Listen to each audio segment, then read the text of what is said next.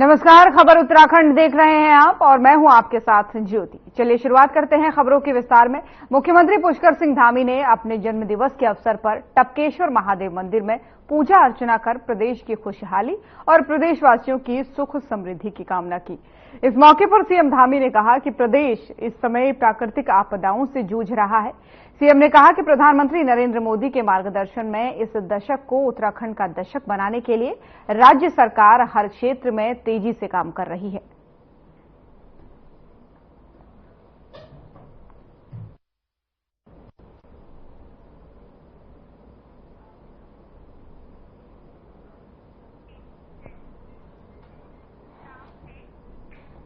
और अतिक्रमण के खिलाफ सरकार का अभियान लगातार जारी है। इसको लेकर के मुख्यमंत्री पुष्कर सिंह धामी ने कहा कि सरकार अतिक्रमण के खिलाफ अभियान चलाए हुए है। ऐसे में किसी को भी हक नहीं है कि कानून हाथ में लें। और उन्होंने साथ ही कहा कि हम सब आपस में मिलजुल कर रहने वाले लोग हैं, लेकिन कोई हमारी माताओं और बेटियों के साथ खिलवाड़ करेगा तो हम उन पर सख्त कानूनी कार्रवाई करेंगे।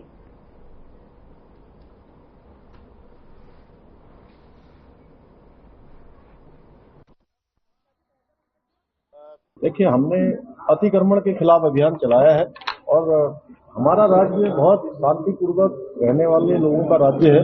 हम लोग आपस में बहुत प्रेम पूर्वक रहते हैं। यहाँ पर किसी भी प्रकार की कानून व्यवस्था, किसी को भी हाथ में लेने का कोई भी अधिकार नहीं है। कानून अपना काम करेगा।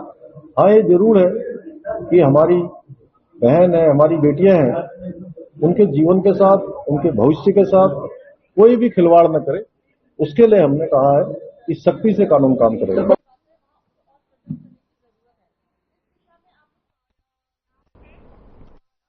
और कांग्रेस की केदारनाथ यात्रा प्रतिष्ठा बचाओ यात्रा खत्म होने के बाद से बीजेपी प्रदेश प्रवक्ता कमलेश रमन ने कांग्रेस पर हमला बोलते हुए कहा कि कांग्रेस की ये यात्रा केवल अवसरवादी स्वार्थ की यात्रा है।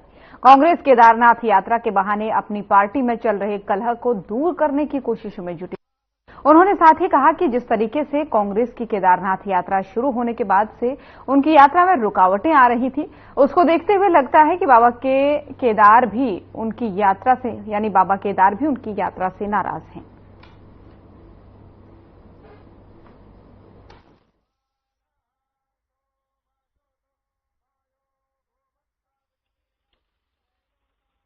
बाबा केदारनाथ जी ने स्वयं कांग्रेस को आईना दिखाने का काम किया। जब जब उनकी यात्रा शुरू हुई उसमें सिर्फ उटव्वल हुई, उनके आपस में सामंजस्य नहीं था। उनके बड़े नेता, जो उनके दिग्गज नेता है, वो उनकी यात्रा में शामिल उनके साथ नहीं हुए और जब भी वो यात्रा करते रहे कोई ना कोई अड़चने उनकी यात्रा में आती रही। दूसरी बात, कांग्रेस की यात्रा राजनीतिक यात्रा थी, उनकी अवसरवादी यात्रा थी, उनकी स्वार्थ की यात्रा थी। कांग्रेस खुद को स्थापित करने वाली वो यात्रा थी। उसमें उन्होंने कहीं तक भी जनमानस की भावनाओं को लेकर के या विकास कार्यों को लेकर के या इस प्रदेश की चिंता करने वाली यात्रा नहीं थी, केवल उनकी स्वयं की कांग्रेस की चिंता करने वाली यात्रा थी। तो इसलिए कांग्रेस पहले अपने गिरेबान में झांके और तब दूसरों के ऊपर आरोप लगाने का काम करे।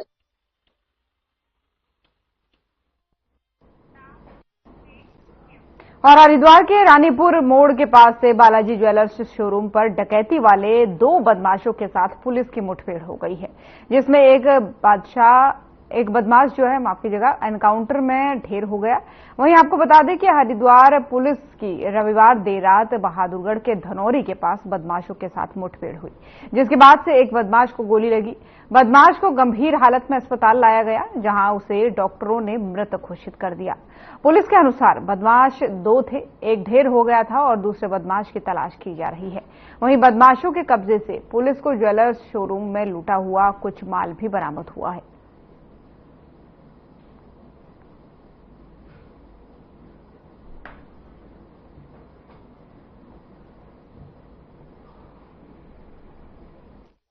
को रोकने के प्रयास में पुलिस से मुठभेड़ में बहादुराबाद थाना इंचार्ज और उसकी टीम के द्वारा इसमें कार्रवाई की गई थी, जिसमें जवाबी कार्रवाई में एक व्यक्ति जो घायल हुआ था उसको तत्काल हॉस्पिटल में लाया गया था। यहां से मृत घोषित किया गया। एक व्यक्ति अभी मौके से फरार होने से कामयाब रहा। उसकी अभी कॉम्बिंग हम लोग कर रहे हैं। जल्दी ही मुझे उम्मीद है कि हम उसकी भी अरेस्टिंग कर लेंगे। इस क्रम में मैं आपको जरूर ये बताना चाहूंगा कि ये जो व्यक्ति है इसकी शिनाख्त बिल्कुल जो ज्वालापुर डकैती में शामिल जो 5 लोग थे उसमें से एक के रूप में की गई है और इसके जो नाम और पता और उसके बारे में अभी हम कल तक आपको और अपडेट कर पाएंगे। अभी क्योंकि थोड़ा अर्ली है इसलिए अभी हम लोग और इसमें भी जांच की जा रही है। इसमें 1 लाख रुपए का इनाम था और इसके जितने भी वेयर अवार्ड्स है कल हम इसके बारे में आपको अपडेट कर पाएंगे।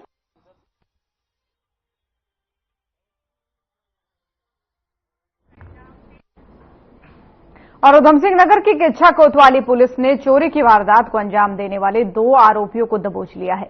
पुलिस ने आरोपियों के कब्जे से चोरी की घटना में प्रयुक्त चोरी की बाइक और चुराई गई तिजोरी भी बरामद की है। एसपी सिटी मनोज कुमार कत्याल ने किच्छा कोतवाली में घटना का खुलासा किया और घटना का खुलासा करने के दौरान व्यापारियों ने एसपी सिटी मनोज कुमार और पुलिस टीम को शॉल पहना करके सम्मानित किया। सिंधी समाज और व्यापारियों ने पुलिस टीम को 21,000 रुपये की प्रोत्साहन राशि देने की भी घोषणा की है। आपको बता दें कि मुख्य बाजार स्थित सुपर स्वीट हाउस पर अज्ञात चोरों ने चोरी की वारदात को अंजाम दिया था।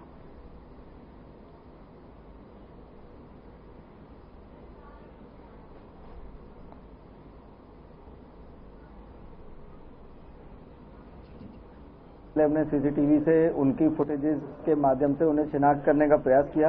उसके बाद वो फुटेजेस हम लोगों ने एक कम्युनिटी ग्रुप मतलब सोशल मीडिया के माध्यम से हमने सभी थाने में रहने वाले अलग अलग वार्ड के लोगों को जोड़ा हुआ है और इसी प्रकार से यही कार्रवाई ट्रांजिट के हम थाना क्षेत्र में भी की गई थी। तो हम लोगों ने ये शेयर किए उस पर वीडियोज, तो उससे हमें कुछ अहम सुराग मिले और साथ में हम सीसीटीवी के माध्यम से भी जो संदिग्ध लोग थे उन्हें ट्रेस करने का प्रयास कर रहे थे। तो इसमें और साथ में मैनुअल इंटेलिजेंस की सहायता से हम लोगों ने इन्हें गिरफ्तार करने में सफलता हासिल की और बहुत ही शातिर चोर है ये। इस दौरान लगातार अपना ठिकाना बदलते रहे। ये हरियाणा और बाकी अन्य राज्यों में भी ये लोग गए और इसके बाद जब इनसे अरेस्टिंग हुई तो माल जो चोरी का था उसमें काफी संख्या में हमने माल बरामद किया।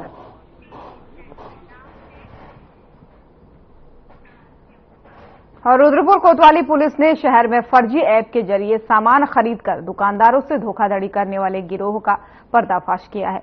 पुलिस ने गिरोह के 3 सदस्यों समेत 4 लोगों को गिरफ्तार कर सामान बरामद किया है।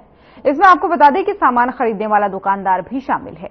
सीओ सिटी निहारिका तोमर ने मामले में बताया कि अरोरा कन्फेक्शनरी के स्वामी अनिल अरोरा ने मुकदमा दर्ज कराया था कि 6 सितंबर को दुकान पर एक अज्ञात व्यक्ति आता है और 6500 रुपये का सामान खरीदता है। आरोपी फर्जी ऐप के माध्यम से यूपीआई स्कैनर के भुगतान का मैसेज दिखाकर चला गया। बाद में उसने जब मैसेज देखा तो कोई भी भुगतान नहीं हुआ।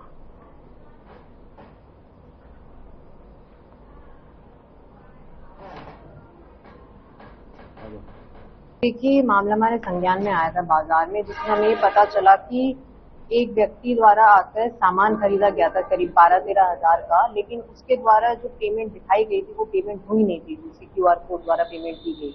जब इस पूरे मामले की तहकीकात की गई तो ये पता चला कि ये 4 लोग हैं जिनके द्वारा फर्जीवाड़ा किया गया। इन लोगों के द्वारा एक ऐप के माध्यम से फर्जी क्यूआर कोड पेमेंट दिखाया जाता था, जिससे सामने वाले जो दुकान वाला था उसको लगता था कि पेमेंट हो गया है, लेकिन वो सामान का पेमेंट होता नहीं था। इसमें हमने 4 लोगों को गिरफ्तार किया है और जहां उन्होंने सामान बेचा था उस सामान की पूरी रिकवरी भी करवाई है और इनके पास से एक मोबाइल फोन भी बरामद किया गया है। लेकिन ये एक अलग और नए प्रकार का फ्रॉड का जरिया है जो मार्केट में चल रहा है। तो एक बार हम सभी दुकान वालों से भी निवेदन करेंगे, जब भी कोई पेमेंट होता है एक बार अपने अकाउंट में भी चेक करें कि वो पेमेंट कंफर्म हुआ है कि नहीं।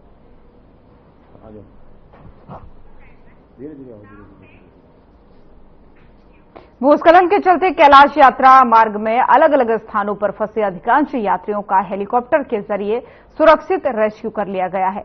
नारायण आश्रम में रुके यात्रियों का हेली सेवा से रेस्क्यू कर लिया जाएगा।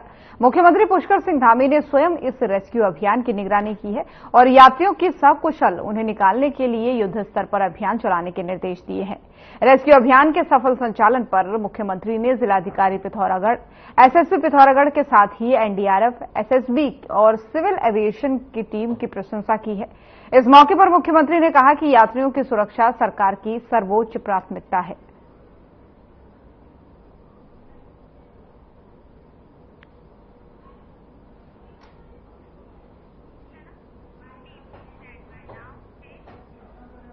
और हल्द्वानी में महिला कांग्रेस के 40वें स्थापना दिवस के मौके पर स्वराज आश्रम में महिला कांग्रेस कार्यकर्ताओं ने स्थापना दिवस मनाते हुए सदस्यता अभियान चलाया और सैकड़ों महिलाओं को कांग्रेस की सदस्यता दिलवाई। जय कर्नाटक की अध्यक्षता में आयोजित सदस्यता अभियान में महिला कांग्रेस का स्थापना दिवस केक काटकर मनाया गया। इस दौरान महिला कांग्रेस कार्यकर्ताओं ने महिला सुरक्षा और जन कल्याणकारी नीतियों को लेकर जनता की आवाज को मुखर बनकर सड़क से सदन तक संघर्ष करने का संकल्प लिया।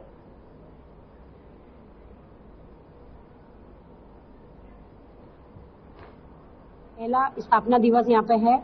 15 सितंबर 1984 को हमारा स्थापना दिवस हुआ था और सबसे पहला स्थापना दिवस हमारी महिला जो स्वर्गीय इंदिरा गांधी जी थी प्रधानमंत्री जी, उनने एक इकाई कांग्रेस से हटके तो एक महिला का गठन किया था। उसमें जो हमारी सबसे पहली राष्ट्रीय अध्यक्ष थी वो एनी बेसेंट थी, फिर उसके बाद सरोजिनी नायडू रही, इंदिरा गांधी जी रही, सोनिया गांधी जी रही हमारी। तो इस तरह से हमारा सिलसिला जारी रहा, प्रदेश राष्ट्रीय अध्यक्ष बनते रहे। 37 हमारे यहाँ पे प्रदेश अध्यक्ष हैं हमारी कांग्रेस में। और उत्तर प्रदेश जैसे राज्य में कांग्रेस इस तरह से चाहती है कि महिलाएं बढ़ चढ़ के राजनीति और सामाजिक क्षेत्र में आगे आए।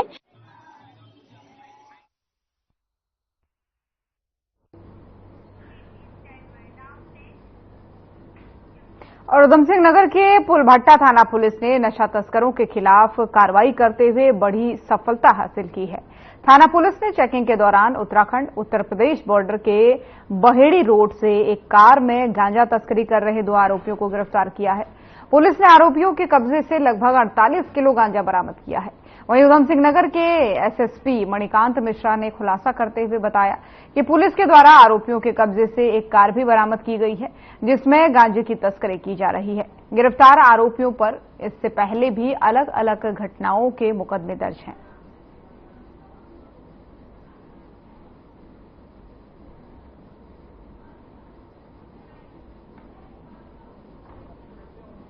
एसओजी और एएनटीएफ की मदद से पुलभट्टा थाने में एक वाहन की चेकिंग के दौरान लगभग 48 किलो गांजा बरामद हुआ। ये जो वाहन था वो उड़ीसा से गांजा लेकर आ रहा था। चेकिंग के दौरान उसकी डिक्की सीट के नीचे और दरवाजों में 48 किलो गांजा बरामद हुआ, अंतर्राष्ट्रीय बाजार में जिसकी कीमत लगभग 7.5 लाख रुपए है। ये दोनों लोग यहाँ एक दीपक गायन करके इनका लीडर है, उसके कहने पर ये गांजा ले आ रहे थे। उन्हें गिरफ्तार किया गया कल रात को और आज उन्हें न्यायालय के समक्ष प्रस्तुत किया जा रहा है।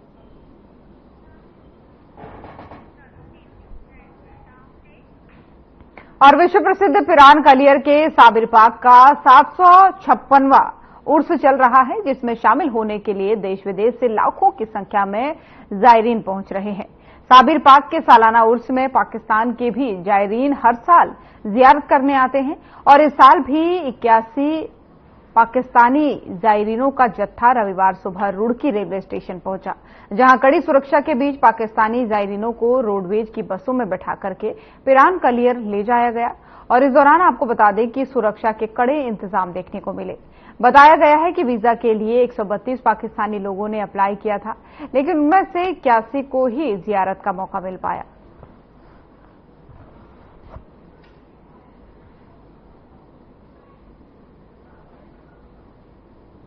अभी 81 जायरीन पहुंचे हैं। सुरक्षा के दृष्टिगत जो है कॉन्वॉय बना के इनको मूवमेंट के लिए कर रहे हैं, जैसे हर साल की तरह होता है। और अभी यहाँ से रुड़की स्टेशन से मूवमेंट हो रही है। सर 132 को आना था, लेकिन बताया जा रहा है अभी जो भी ऑफिशियल जो भी परमिशन मिली होगी 81 लोगों की मिली है।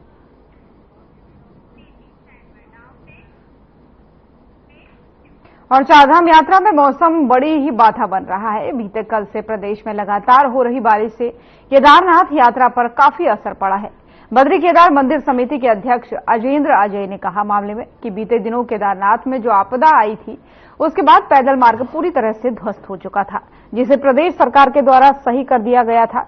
लेकिन लगातार जिस तरीके से भारी वर्षा हो रही है तो खासतौर पर केदार घाटी में काफी अधिक वर्षा हो रही है। इस वजह से कई मार्ग बाधित हो रहे हैं, लेकिन प्रदेश सरकार और हमारी कार्यदायी एजेंसियां मिलकर काम कर रही हैं और इन मार्गों को दोबारा से सही किया जा रहा है।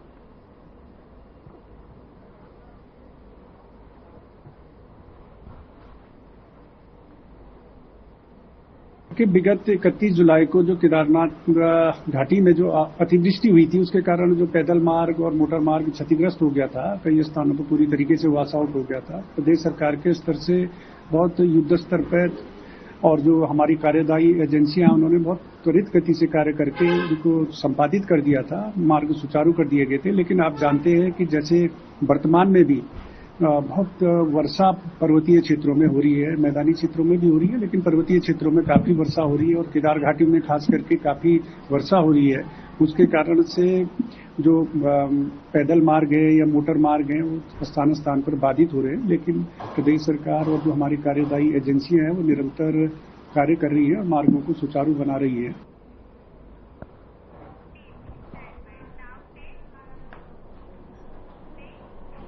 और काशीपुर में पहली बार आयोजित बॉडी बिल्डिंग कंपटीशन उत्तराखंड के अंतर्गत बॉडी बिल्डिंग कराने वाले कार्यकारी संस्था यूकेबीबीएफ ने 2 दिवसीय बॉडी बिल्डिंग कंपटीशन का आयोजन किया, जिसमें 14 सितंबर को मिस्टर उत्तराखंड और 15 सितंबर को mister Bharat body building championship कार्यक्रम रखा गया है, जिसका उद्घाटन उत्तराखंड के पूर्व मुख्यमंत्री और महाराष्ट्र के पूर्व राज्यपाल भगत सिंह कोश्यारी ने किया, जिसमें शहर के तमाम गणमान्य लोगों ने भी प्रतिभाग किया। यूकेबीबीएफ के कार्यकारी सदस्यों ने बताया कि इस कार्यक्रम में 15 सितंबर को मुख्य अतिथि के रूप में उत्तराखंड के मुख्यमंत्री पुष्कर सिंह धामी भी प्रतिभाग करेंगे।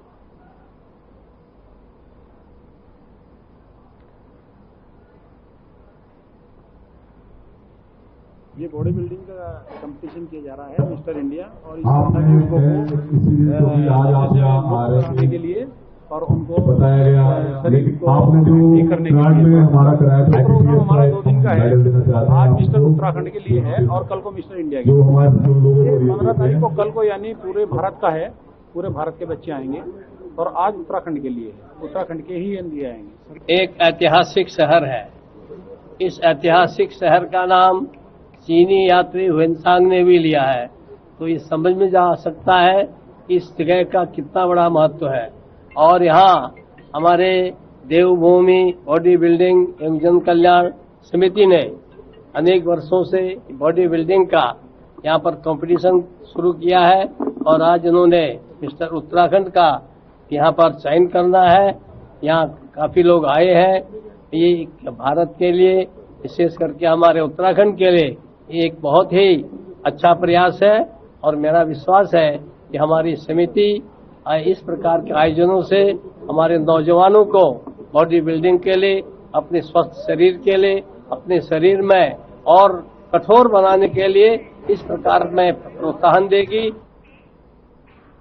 और हल्द्वानी पुलिस ने मुखानी थाना क्षेत्र में बीते दिनों 2 महिलाओं के साथ हुई चेन स्नैचिंग के मामले का खुलासा करते हुए एक चेन स्नेचर को गिरफ्तार किया है। एसपी सिटी प्रकाश आर्य ने मामले का खुलासा करते हुए बताया कि पिछले दिनों मुखानी थाना क्षेत्र में 2 अलग अलग चेन स्नैचिंग की घटनाएं हुई थी, जिसमें जांच करने पर पुलिस सीसीटीवी कैमरे की पुलिस ने मदद ली और आरोपी को गिरफ्तार करने में कामयाबी हासिल की।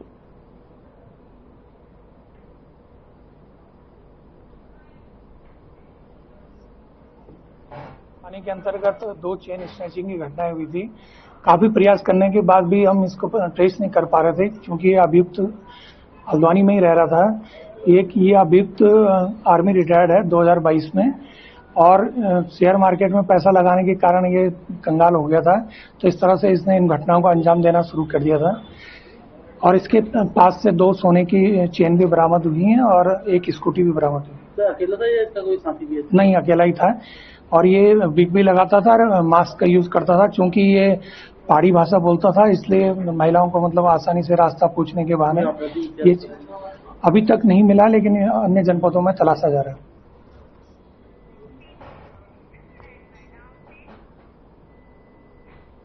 उत्तराखंड की संस्कृति, अस्मिता और अवधारणा को लेकर के सीएम धामी का बयान सामने आया है। सीएम धामी ने कहा है कि किसी भी दशा में उत्तराखंड की संस्कृति, अवधारणा और अस्मिता से खिलवाड़ बर्दाश्त नहीं किया जाएगा। सीएम ने साथ ही ये भी कहा कि जो डेमोक्रेटिक बदलाव उत्तराखंड में हुए हैं, उसके लिए वेरिफिकेशन ड्राइव उत्तराखंड में चलाई गई थी, जिसके सकारात्मक परिणाम भी सामने आने लगे हैं।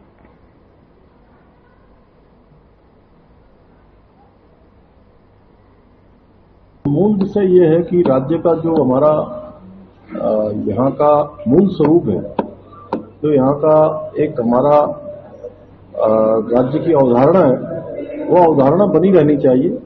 उसके लिए हमारी सरकार प्रतिबद्ध है, संकल्पबद्ध है कि यहाँ का जो स्वरूप है वो किसी भी कीमत पर खराब नहीं होना चाहिए। इसके लिए डेमोग्राफिक जो परिवर्तन हुआ है वो कहीं न कहीं यहाँ की जो मूल संस्कृति है उसके साथ छेड़छाड़ न हो, वो खराब न हो, उसके लिए हमने पिछले दिनों वेरिफिकेशन ड्राइव भी चलाई है।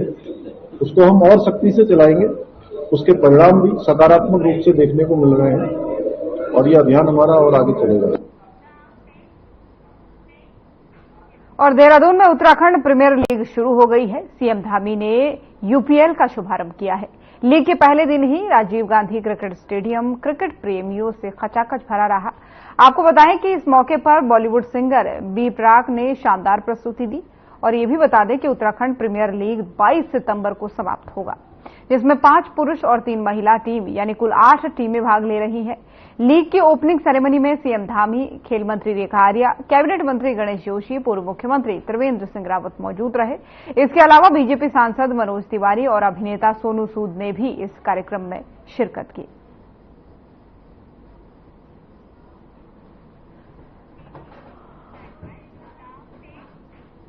ओला, उबर और रैपिडो कंपनी द्वारा देहरादून में बिना एग्रीगेटर लाइसेंस के वाहनों के संचालन की शिकायत पर सख्त रुख अपनाते हुए आरटीओ शैलेश तिवारी के निर्देशन पर प्रवर्तन दलों द्वारा देहरादून के विभिन्न क्षेत्रों में चेकिंग अभियान चलाया है। इस दौरान चेकिंग टीमों द्वारा रैपिडो, ओला के अंतर्गत बिना वैध प्रपत्रों के संचालित 32 वाहनों को सीज किया गया। इसमें रैपिडो के अंतर्गत कई प्राइवेट दुपहिया वाहन भी किराए पर संचालित पाए गए हैं। वहीं आरटीओ शैलेश तिवारी द्वारा स्वयं भी मौके पर जाकर चेकिंग अभियान में वाहनों की चेकिंग की गई। इस दौरान जो है आरटीओ प्रवर्तन शैलेश तिवारी द्वारा बताया गया कि बिना लाइसेंस ऑनलाइन माध्यम से वाहन चलाने पर एग्रीगेटर के विरुद्ध चालान की कार्रवाई की जा रही है।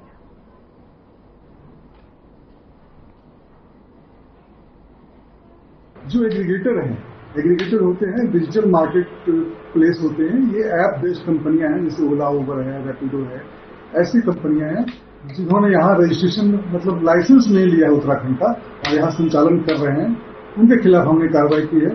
साथ ही साथ विशेष फोकस हमने वैसे 2 व्हीलर वाले ऑपरेटर्स पे किया है, ऐप बेस्ड ऑपरेटर जो है, कि जो प्राइवेट गाड़ी चलवा रहे हैं अपने अंडर में, प्राइवेट गाड़ियां कमर्शियल प्रयोग कर रहे हैं, उनके खिलाफ भी कार्रवाई हुई और अभी लगभग 30 गाड़ियों को हम लोगों ने सीज किया है। अब 1 महीने पहले भी हम लोगों ने 30-35 गाड़ियों को सीज किया है।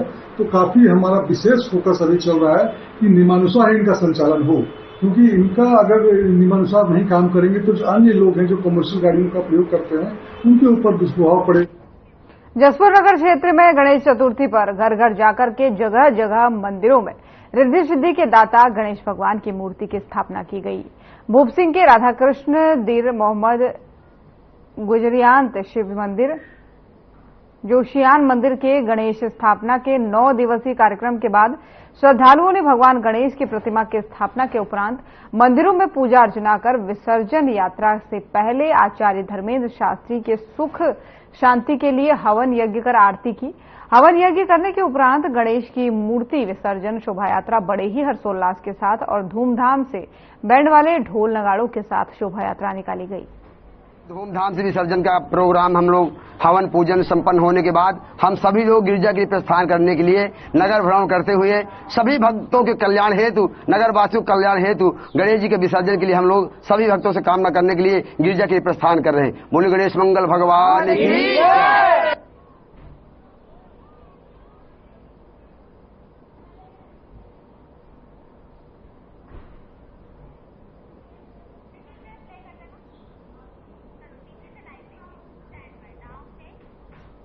और देहरादून में प्रधानमंत्री आवास योजना के अंतर्गत लाभार्थियों को कब्जा पत्र वितरण और ऊर्जा विभाग की विभिन्न योजनाओं के शिलान्यास कार्यक्रम का आयोजन किया गया, जिसमें मुख्यमंत्री पुष्कर सिंह धामी शामिल हुए। कार्यक्रम में मंच पर आसीन अभी जिनका आपने उद्बोधन सुना, हमारे आवास विभाग के और शहरी विकास और अनेक विभागों के मंत्री आदरणीय प्रेमचंद अग्रवाल जी, हमारे यहाँ के आज के कार्यक्रम के अध्यक्ष और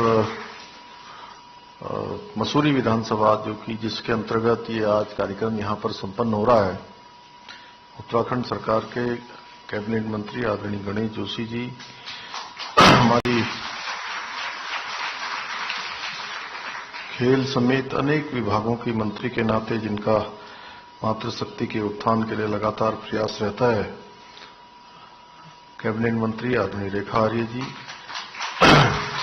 राज्यसभा की सांसद आदरणीय बहन डॉक्टर कल्पना सैनी जी, हमारे रायपुर क्षेत्र। तो देहरादून से सीएम धामी को सुन रहे थे आप। खबर उत्तराखंड में फिलहाल इतना ही। खबरें लगातार जारी हैं। नमस्कार।